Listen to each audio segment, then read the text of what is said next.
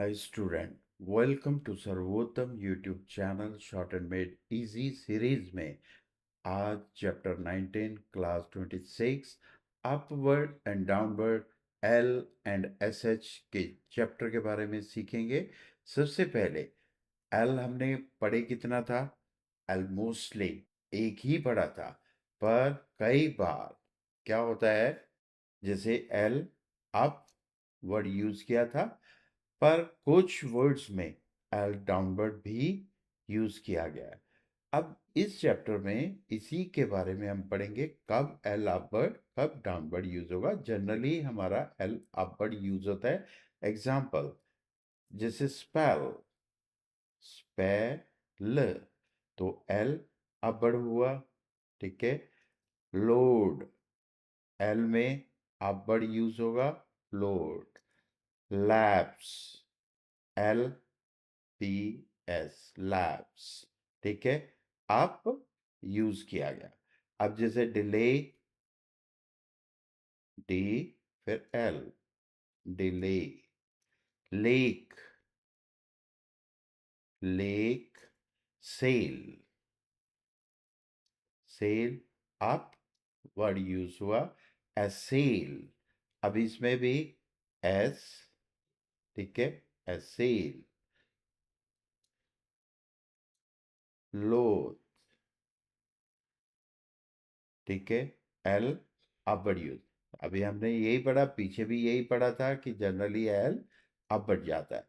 अब इसी तरीके से इन curve strokes L is use according to motion of S. यानी कि जैसे हमने कर्व स्ट्रोक्स में पढ़ा था कि एस का मोशन कहां को जा रहा है, ये ऊपर को जा रहा है ना, तो एल अपवर्ड। अब इसमें एन एस, इसमें मोशन कहां को जा रहा है, नीचे को, तो एल डाउनवर्ड। इसी तरीके से इसमें किधर को है, ऊपर की तरफ, तो एल अपवर्ड। तो ये हमने पहले भी पढ़ा था एस वाले चैप्टर में। अब जैसे नेसल, ने सर, तो इसमें एल डाउनवर्ड, ठीक है। किंग्सले, किंग्सले, एल इस तरीके से, ठीक है। मसल, अब एम, इसमें एस, मोशन कहां को, ऊपर को जा रहा है, तो एल अपवर्ड। फॉसिल, एफ, इसके साथ एल, एस का मोशन नीचे की तरफ को आ रहा है, तो एल डाउनवर्ड। तो कर्व स्ट्रोक्स में अगर एस एल आए तो एस के मोशन के हिसाब से एल को यूज किया जाता है। अब इसी तरीके से after N and N G, L is written downward. ये भी हमने पहले पढ़ा था एन और एन जी के साथ, ठीक है। एन के साथ और एन जी के साथ एल हमेशा डाउनवर्ड यूज होगा। जैसे एग्जाम्पल ओनली, ठीक है, ओनली। मैनली, मैनली, ठीक है, मैनली। रॉन्गली, रॉन्गली, ठीक है, इसमें भी एनजी है तो इसलिए डाउनवर्ड। एन, लास्टिंग, तो एन के साथ भी एल डाउनवर्ड यूज हुआ। फिर इसी तरीके से after F V S K and upward straight stroke, L is written downward. F, ठीक है, एफ के साथ, वी के साथ, एस के अगर इकट्ठा आता है, और जितने भी अपवर्ड स्ट्रेट स्ट्रोक्स होंगे उसके साथ एल हमेशा डाउनवर्ड यूज होगा। जैसे इधर बताया एफ के साथ एल डाउनवर्ड, वी के साथ एस के, और अपवर्ड आर। अब इसी तरीके से एग्जांपल है फॉल, इस तरीके से एल डाउनवर्ड। वेल, वी के साथ L downward. Scale, scale L downward, ठीक है, स्केल। अब इसी तरीके रूल अपवर्ड स्ट्रोक्स के साथ एल डाउनवर्ड, ठीक है। अब इसमें क्या बताया गया है कि if any vowel comes after F, V, S, K, then L use upward. मतलब F, V, S, K के साथ L आता है तो डाउनवर्ड। अगर L के बाद वॉवल की साउंड आती है तो L अपवर्ड यूज होगा।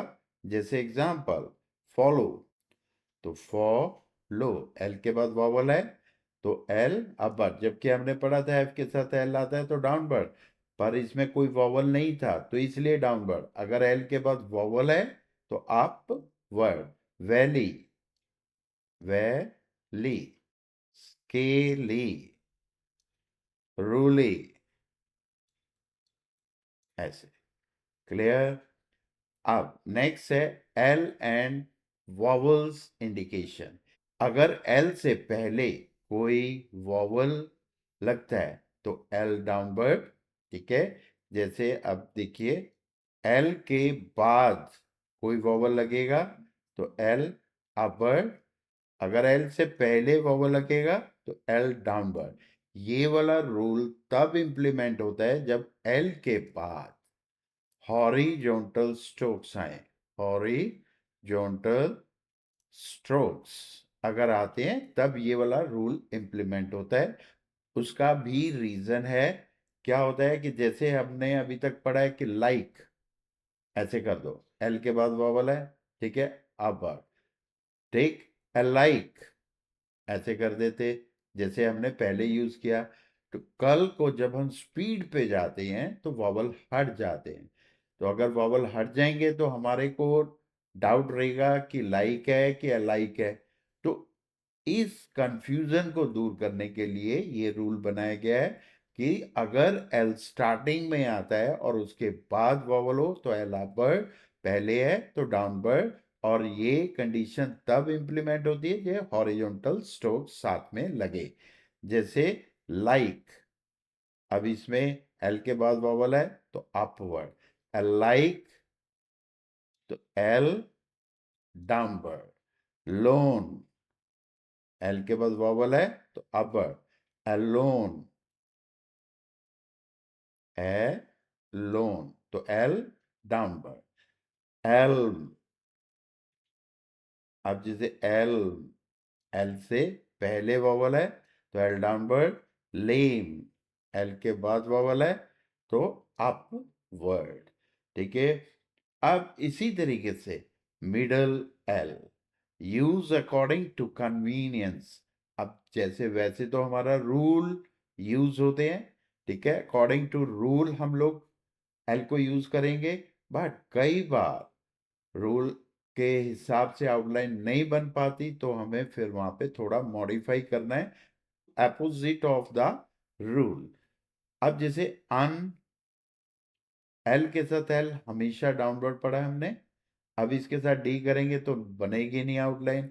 तो इस करके एन के बाद एल आ रहा है तो फिर इधर हमें अप वर्ड करना पड़ेगा आउटलाइन को सही बनाने के लिए। अनलॉक,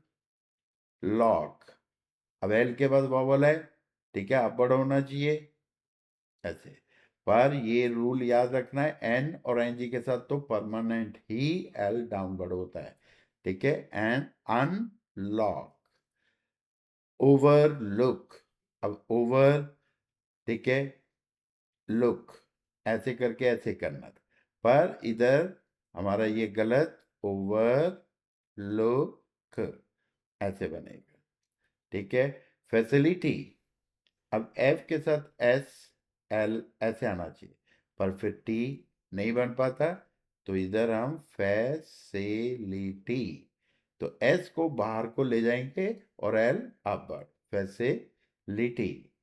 फिल्म, तो इसमें एल डाउनवर्ड, ठीक है। वैसे तो रूल इंप्लीमेंट करते ही हैं पर जहां पे ना बन पाए वहां पे ऑपोजिट ऑफ रूल हम जाएंगे, ठीक है। इसी तरीके से ये तो हो गया एल के बारे में। अब एस एच, एस एच हमने पढ़ा तो एक ही था डाउनवर्ड, पर कुछ वर्ड में एस एच को हमने अप वर्ड भी यूज किया। जैसे फिश, अब देखो फी, अब हाथ रोक के ऐसे ऐसे करने के बजाय इसमें इजीली हाथ मूव हो जाता है तो एस एच आप वर्ड यूज करेंगे। स्मैश, स्मैश ऐसे, लैश ऐसे, ठीक है। अब ज्यादातर तो हमारा एस एच डाउनवर्ड ही आएगा, जहां पे नहीं बन पाता वहां पे हम अपवर्ड भी यूज कर देते हैं। अब जैसे नैश, इसको गणेश नहीं बोलेंगे, नैश, जी साइलेंट है, नैश, ठीक।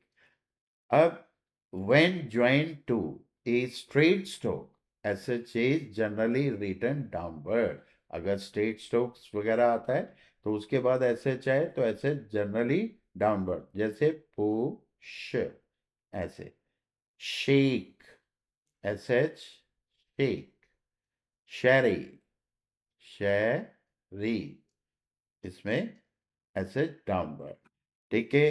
अब SH is written upward after the heavy stroke, जैसे D, यानी T and D के साथ कभी भी SH आए तो SH उनके साथ हमेशा अप वर्ड यूज होगा, जैसे डैश, डैश, तो डी के साथ SH अप वर्ड।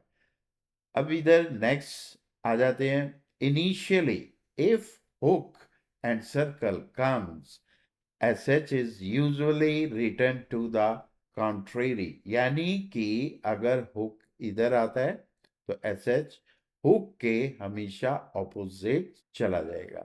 अगर इधर हुक आ रहा है तो हुक के ऑपोजिट इधर को आ जाएगा, ठीक है। सर्कल अगर आ रहा है, सर्कल और हुक के हमेशा SH उल्टी साइड लगेगा, ठीक है। जैसे अब ब्लश है, बी के साथ एल किस साइड है, राइट साइड, तो एस एच इस तरीके से। ब्रश, अब इसमें बी आर ऐसे है तो एस एच इस तरीके से होगा, ठीक है। स्पेशियस, स्पेशियस, ठीक है, स्पेशियस, ठीक। तो सर्कल और हुक के हमेशा एस एच ऑपोजिट साइड। इसी तरीके से S H is always use upward if followed by KR, GR, KL, GL and L। मतलब कि SH के बाद अगर ये स्ट्रोक्स आए, KR आए, GR आए, KL, GL, ठीक है, और L, तो SH हमेशा आप वर्ड यूज करेंगे, जैसे शुगर ऐसे, एस एच के बाद जी आर आ रहा है तो ऐसे, शैकल, तो इस तरीके से शैकल, शैलो, ये चीज शैलो, ठीक है। तो ये तो हो गया एस एच के बारे में, ठीक है। ये फाइनल चैप्टर था हमारा, किसी के बारे में था, एल के बारे में और एस एच के बारे में, ठीक है। तो ये फाइनल रूल थे। अब रूल के बाद अब आप सबसे पहले तो वही एक्सरसाइज 73 74 आप करेंगे। उसके बाद ये फ्रेजेस आपने याद करने हैं, जैसे एज एंड हैज, ठीक है, दोनों के लिए सेम बनता है। अब हमारे को कई बार कंफ्यूजन हो जाता है कि एज लिखा है कि हैज, तो फर्क डालने के लिए हैज को बीच में से ऐसे काट दो तो दोनों में क्लियर डिफरेंस होगा। एज एंड हेज, अब जैसे एज और हेज दोनों के लिए सेम सर्कल, तो अब क्या होता है कि जो ज्यादा यूज होता है तो उसको मत छेड़ो। हेज है, कम सम आएगा तो हेज को ऐसे ही लिख के बीच में डॉट लगा दो, ठीक है। तो इस तरीके से आप कर सकते हो। दिस इज, अभी इसको दिस इज को हमने दिस इज तो सर्कल बड़ा कर दिया, जैसे लास्ट चैप्टर में पढ़ा था दिस और इज इकट्ठा कर देते हैं एस और एस के सर्कल को। फिर लास्ट ईयर, लास्ट ऐसे लिखा और ईयर इस तरीके से, एट फर्स्ट इस तरीके से, जस्ट नाउ, ये हो गया। अब फ्रेजेस करने के बाद आपने एक्सरसाइज 75 76 रनिंग एक्सरसाइज, इसको प्रैक्टिस करें। Next video compound consonant chapter 20 में मिलते हैं। Thank you.